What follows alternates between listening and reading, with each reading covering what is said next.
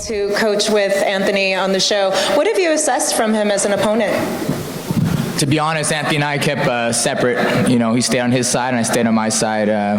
There was no faking a friendship, and you know, I'm not one with the biggest mouthpiece, so we didn't do too much crap talking on the show, and we trained at different times, but just stayed separate, just stayed in my area.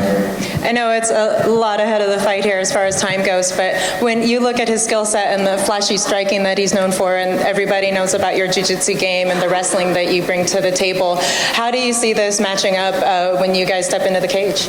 I think it's an entertaining matchup, but I see myself coming victorious. I think he does have the flash. I think he's a great athlete, but I fought the best in the world when they were at the top in the world, and I think I got what it takes, and I plan on being the new champ, and I will be.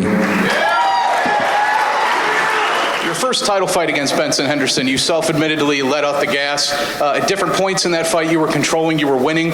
So a two-part question. What did you learn from that first title fight in the UFC, and what type of things are you doing to ensure that you don't make the same mistake twice?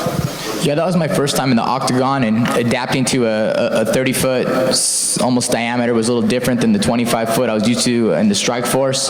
So it was a lot of effort to try to cut someone off and force them to fight. And tactically, I took my foot off the gas pedal. I felt like I won the first two, possibly the third, and I knew I had to win the fifth, which I thought I did. Also, there's a lot riding on it. It's your first fight in the UFC. You know, I couldn't make any mistakes and get knocked out, get choked out by Benson. So I felt like I was a little conservative at times. I feel like I've established myself in the UFC, and I don't need to be careful. I'm going to take all the risk in this fight, and I'm either going to get knocked out or I'm going to knock his ass out. For Gilbert, what's it like being friends with and training with the Diaz brothers?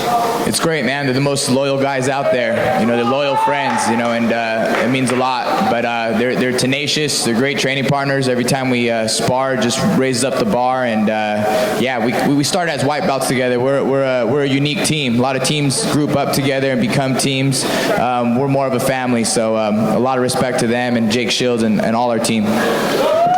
Love it. Thanks, man. All right.